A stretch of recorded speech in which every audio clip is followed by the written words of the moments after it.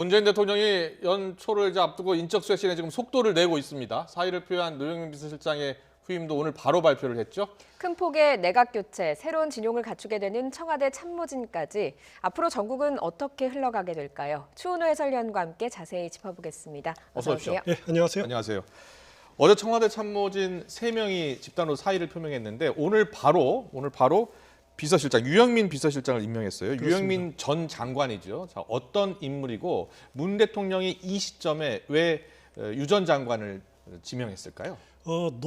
문재인 대통령이 그 마지막, 그러니까 노무현 전 대통령의 임기 마지막 비서실장이었습니다. 예. 네. 그렇기 때문에 본인의 임기 마지막 비서실장이 어떤 사람이 돼야 되느냐, 이 부분에 대해서는 아마 누구의 충고도 필요 없이 본인이 제일 잘 판단할 겁니다. 예.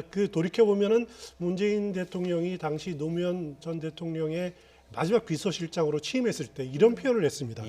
흔히들 임기 마지막은 하산이다, 하산하는 거다라고 표현하지만은 우리가 가야 될 길은 위를 향해서 또박또박 가다가 오르다가 임기 마지막 날에 멈춰선 것이 그것이 이제 우리의 하산길이다, 마지막이다라고 이렇게 표현을 했어요. 결국은 임기 마지막 날까지 끝까지 일하겠다.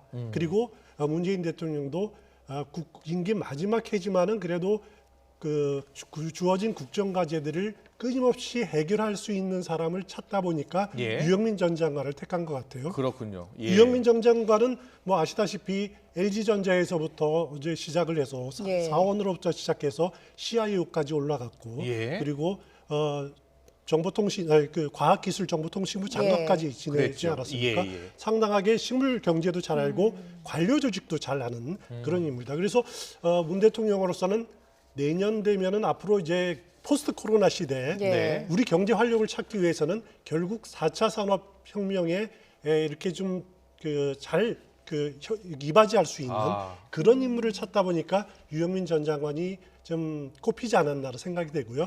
특히 최근에 이렇게 기업들이 이런 이른바 공정입법이라든가 중대재해기업처벌법 등으로서 다소 이렇게 풀이 주고 있는 상태 아닙니까? 그 기업들도 좀 다독거려가면서 같이 혁신 성장에 동참할 수 있도록 이끌기에 적합한 인물이 유영민 신임 실장이다. 이렇게 판단한 것 같습니다. 그렇군요. 유영민 실장도 오늘 지명되고 나서 기자들에게 이렇게 말하더라고요. 부지런히 듣고 대통령께 부지런히 전달해서 잘 보좌하겠다라고 이야기를 했어요. 민의를 잘 전달하겠다는 뜻으로 좀 읽히거든요. 그렇습니다. 그 부분이 굉장히 중요한데요. 그동안 청와대에 대해서 이제 쏟아졌던 비판 중에 하나가 좀 소통이 부족하다, 좀 닫혀 있다라는 비판들이 많았습니다. 그 부분을 유영민 실장이 취임 일성으로 적극적으로 나서겠다라고 하는 강조한 부분들. 그리고 또 하나가 중요한 게 저는 생산성 있고 효율 있는 청와대 비서실을 만들겠다라고 하는 부분들이 상당히 눈에 띕니다. 그렇군요. 이 부분에 대해서 아주 실무적으로, 실증적으로 좀 실용적으로 접근하겠다라는 그런 뜻으로 풀이되고요. 돌이켜 보면은 노영민 전 비서실장이 취임 일성은 춘풍추상이었습니다. 그러니까 추상에 그 무게가 두어 있었죠. 그 기강을 강조한 거였는데 유영민 비서실장 경우에는 실용성을 강조했다라는 측면에서 임기 마지막 날 끝까지 하여튼 국정 운영에 보탬이 되겠다라고 하는 의지를 밝힌 거라고 생각이 듭니다. 알겠습니다. 그런 면에서 뭐 노영민 비서실장도 유영민 비서실장을 소개하면서 여러 분야에서 소통의 리더십을 갖춘 덕장이다 이런 이야기를 했는데 좀 어떻게 임기 마지막 비서실장 할지 지켜봐야 할 것 같고요.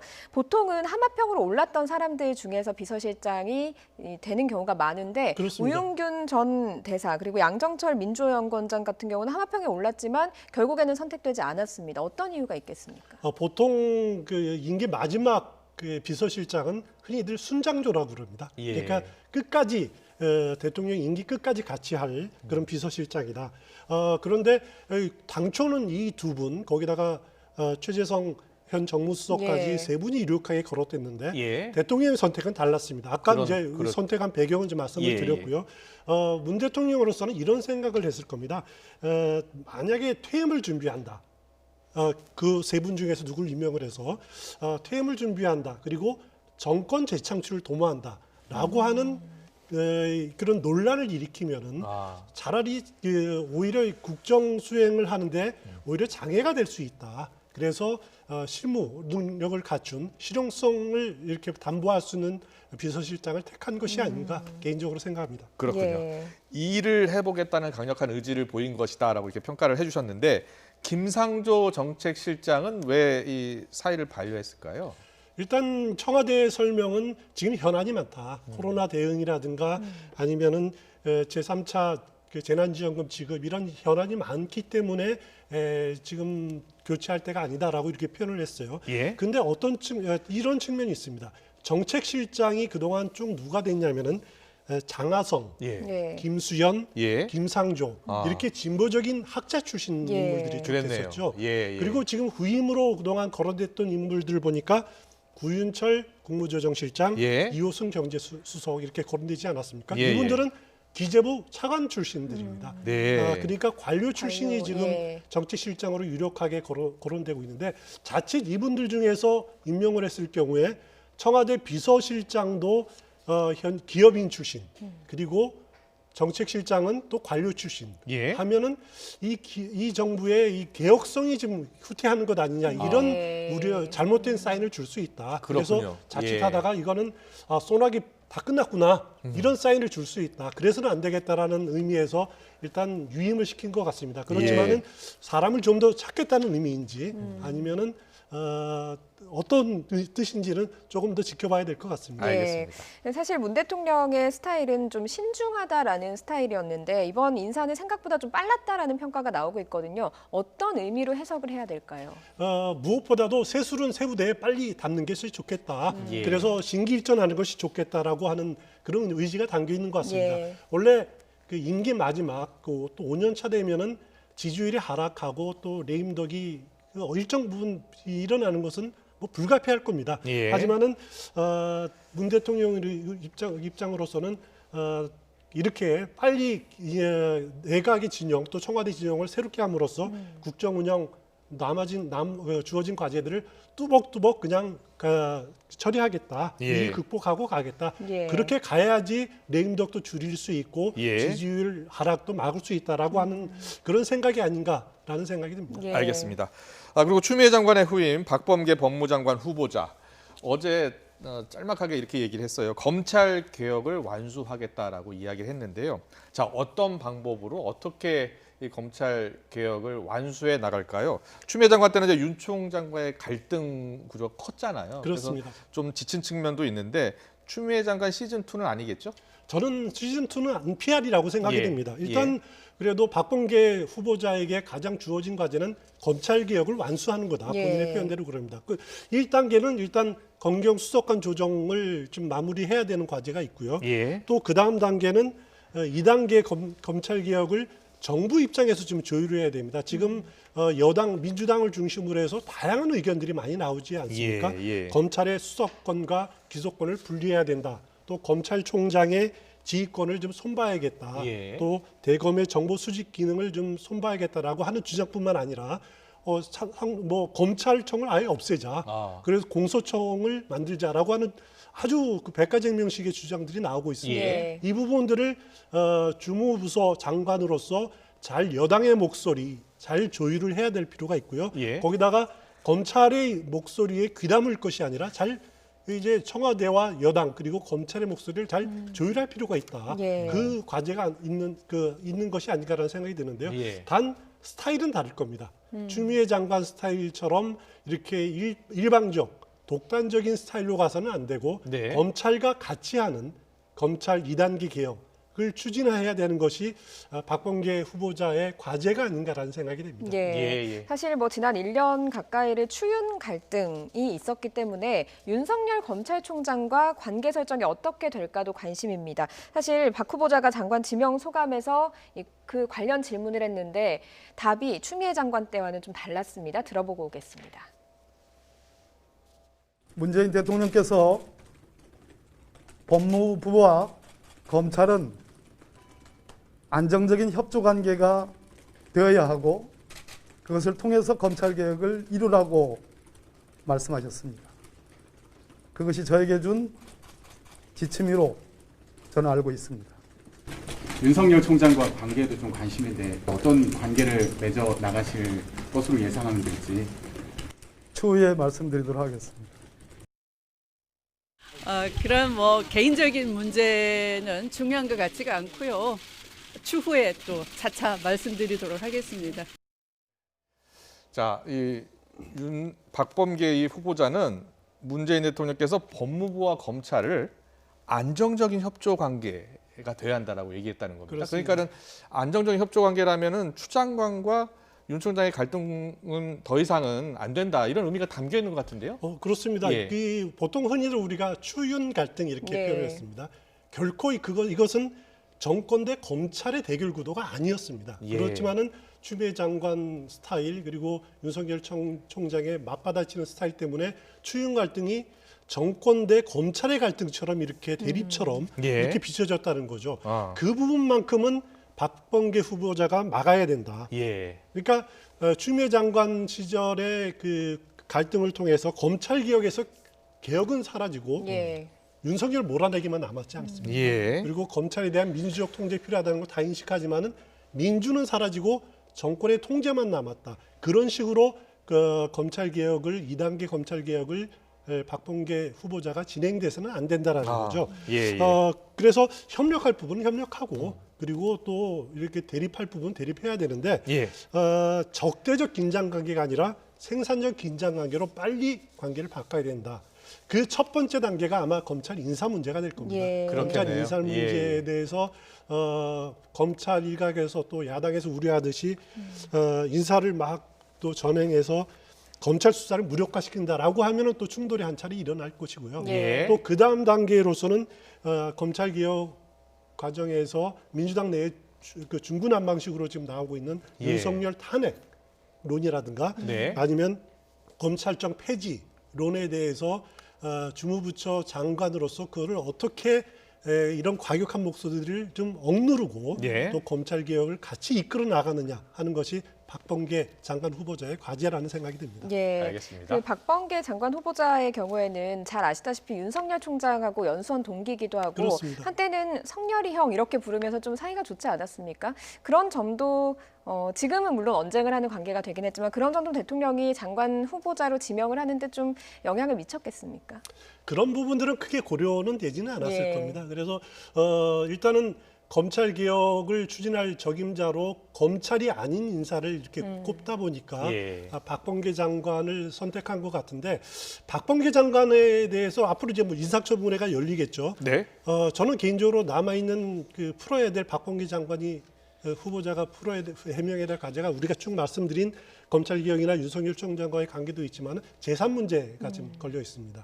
지난 3월에 재산 예. 공개 신청할 때 공개된 거 보면은 배우자하고 합쳐서 주택이 3주택이었습니다. 예. 대전에 있었고 또 대구 아마 상속받은 것 같은데 네네. 그리고 밀양의 상가 주택 같이 3개가 있었는데 네. 그것을 그동안에 어떻게 처분을 했는지 그 부분을 아마 야당에서 집요하게 물어볼 거고요. 네. 그 부분을 아마 밝힐 거라는 생각이 듭니다. 예, 알겠습니다. 알겠습니다. 인사청문회 때 어떻게 나오는지 보겠습니다.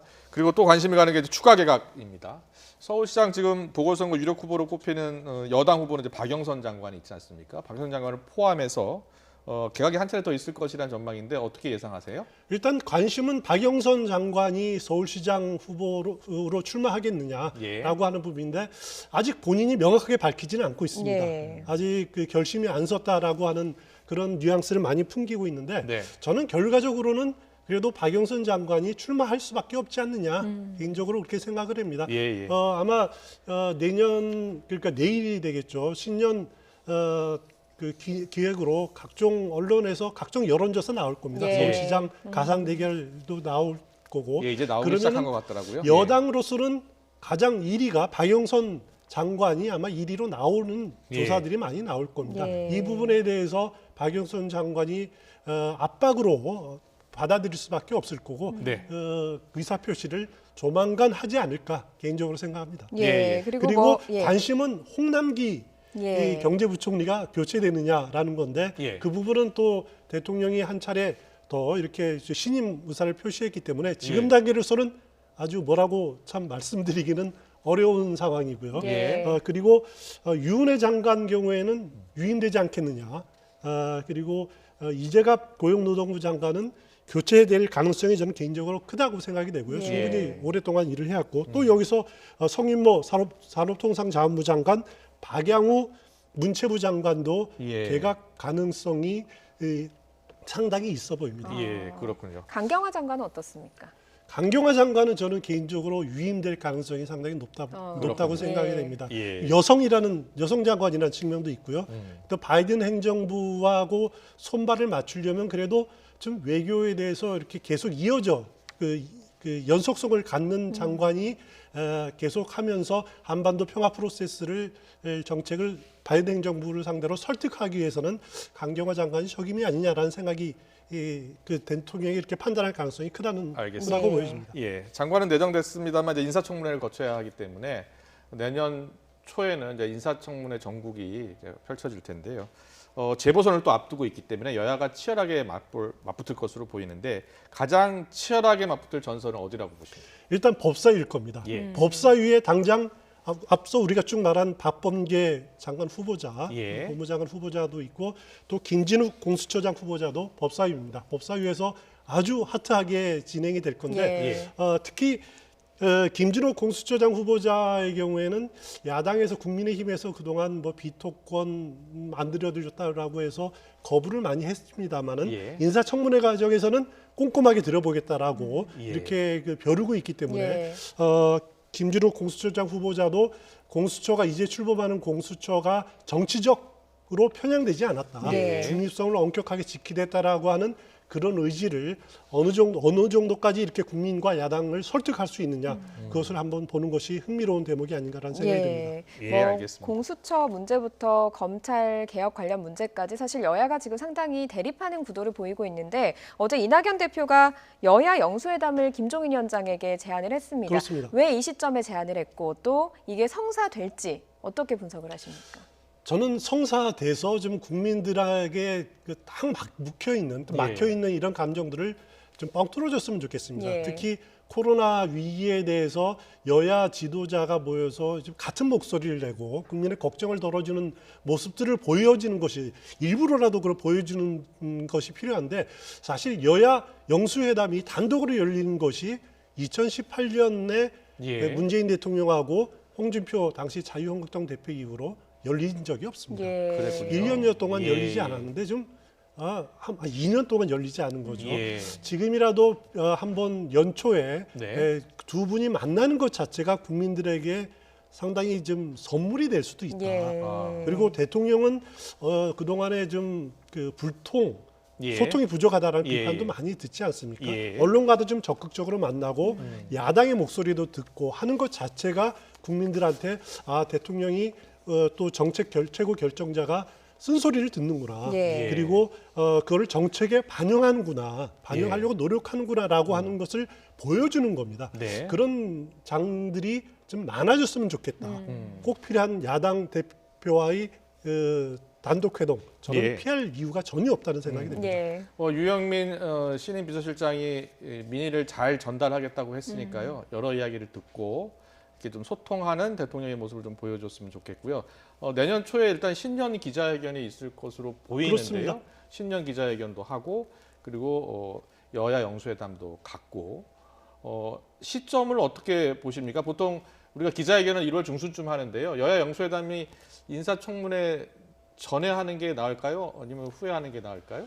일단 신년 기자회견 청와대에서 일정은 밝히지 않았습니다만은 통상 1월 10일에서 한 15일 요 사이에 많이 열렸습니다. 예. 1월 10일이 아마 제가 보기엔 일요일이니까 한 11일에서 한 14, 15일 정도에 열리지 않을까라는 생각이 들고 인사청문회는 아마 1월 20일, 20일 요 예. 정도에 열릴 겁니다. 그쯤에 열릴 건데 제가 보기에는 뭐니 해도 인사청문회 하면 또 이렇게 여야가 좀 그 싸움의 장이 정쟁이 예. 불가피하지 않습니까? 예. 그 전에 여야 대통령과 김종인 위원장의 회동이 이루어져서 좀 생산적인 이야기들이 좀 오갔으면 하는 그런 바람입니다. 네, 알겠습니다. 기대해 보겠습니다. 네. 네, 그리고 내년 재보선 시기도 빨라지고 있습니다. 100일이 채 남지 않았는데요. 오늘은 안철수 대표가 국민의힘에 거듭 야권 단일 후보를 거론했습니다. 듣고 오겠습니다. 승리를 하기 위해서는 그 한 정당만으로는 힘들고 기존의 제1야당 그리고 또 저희 국민의당 그리고 합리적인 그 진보에 이르는 사람들 이런 그 크게 보면 세 종류의 유권자들이 있다고 할 때 이분들이 흩어지지 않고 모두 다 야권을 찍을 수 있도록 야권 단일 후보를 지지할 수 있도록 만드는 과정이 굉장히 중요합니다. 네. 이 안철수 대표 이야기를 들어보면 이 세 종류의 유권자 결국 다양한 지역의 후보를 모아서 이제 단일 후보자를 뽑자는 건데 국민의힘에서는 계속해서 들어와서 경선을 해라 이런 입장이거든요. 어떻게 정리가 될까요? 일단 국민의힘에서는 지금 당내에 들어와라. 예. 들어와서 경선하자. 지금 당원 당규에 보면은 80% 국민 여론을 반영하게 돼 있는데 예. 그것을 일각에서는 100%로 늘려서 좀 쉽게 들어올 수 있도록 하자라고 하는 그런 주장도 나오고 있습니다. 네네. 그게 어떻게 나올지 정리될지 모르겠지만요. 그렇지만 안철수 대표 입장으로서는 내가 들어가면은 그거는 외연 확장성에 문제가 있다. 아. 그건 찍는 사람만 찍을 거고 확장의 예. 가능성이 없다. 그래서 밖에서 뭐 완샷 경선을 하든 후보 단일화를 하는 과정이 더 그 외연의 확장 가능성이 높다라고 주장을 하는 거고요. 예. 그래서 시민 후보론을 계속 주장을 하는 겁니다. 예. 1차적인 관문은 김종인 비대위원장 그리고 정진석 공천관리위원장이 앞서 말씀드렸듯이 계속 들어와라. 이 그 입장을 굳히지 않고 있다라는 거죠. 물론 반대 목소리도 있습니다. 예. 김무성 전 대표 경우에는 아. 좀 다 일단 완샷 경선 같은 걸 하자라고 예. 주장하는 건데 만약 국민의힘이 입당을 전제로 해서 선거 구도를 또 전략을 짜서 진행을 하다가 만약에 어긋났을 때 예. 그래서 서울시장 선거가 1대1 구도가 아니라 1대 다자 구도로 진행이 되고 패배했을 경우 예. 그럴 경우 그 후유증, 그 책임을 누가 지겠냐라는 거죠. 네. 그렇기 때문에 저는 아직까지는 기싸움이고 그 구체적인 협상이 오가는 거는 아니지만은 네. 안철수 대표가 입당을 해서 그 경선을 할 가능성은 희박하다. 아. 그래서 예. 완샷 경선이든 후보 단일화 과정으로 갈 가능성이 높지 않느냐 예. 개인적으로 생각합니다. 예. 알겠습니다. 반면에 여권에서는 우상화 의원이 출마 선언을 했지만 다른 후보들 같은 경우는 별로 거론이 이렇게 이야기를 하고 있지 않습니다. 결단이 눈에 띄지 않고 있는데 어디에 이유가 있다고 봐야 될까요? 일단 야당의 그 서울시장 후보 경선 또 이렇게 선거 구도 자체가 아주 역동성이 있지 않습니까? 예. 하지만 여당은 상당히 그런 역동성에 비해서는 상당히 떨어지고 있습니다. 예. 우상호 의원밖에는 지금 아직까지 공식적으로 출마를 선언한 분들이 없고요. 일단 뭐 박영선 의원, 박영선 장관 아직 출마 결심을 못했고 박주민 의원도 말은 많습니다만은 공식적으로 출마하겠다라고 밝히질 않고 예. 있습니다. 예. 그것은 일단 야당이 좀 정리되는 것을 좀 봐가면서 해야겠다라고 일단 생각하는 그런 그 전략인 것 같아요. 예, 예. 하지만 박영선 장관 경우에는 개각의 문제하고 맞물려 있기 때문에 예. 언제까지 늦출 수는 없을 겁니다. 그래서 예. 내년 초 정도에는 본인의 입장을 대통령에게 이렇게 표시를 해야 되는 단계가 되지 않을까라는 생각이 들고요. 네. 그러면은 민주당 내 여당 경선도 좀 가속화되지 않을까 그런 예. 생각을 해봅니다. 내년 4월 보궐선거에서 뭐 여러 변수가 있습니다만 문 대통령의 지지율도 또 하나의 변수가 되지 않겠습니까? 근데 문 대통령의 지지율이 최근에 계속 30%대가 나오고 있는데 보통 이제 그 과거 대통령들도 보면 마지막 해의 지지율은 그렇게 높지 않잖아요. 그렇습니다. 예, 예. 그래서 보통 과거에 보면 마지막 해에 대통령들의 지지율이 많이 안 나오는 이유는 어디에 있습니까? 일단 과거 이제 뭐 YS 김영삼 전 대통령부터 해가지고 한 20% 예. 정도 된 것으로 시작을 하더라고요. 예. 뭐 박근혜 전 대통령도 한 30% 되다가 국정농단이 있으니까 한 5% 정도까지 이렇게 폭락한 경우도 있는데 예.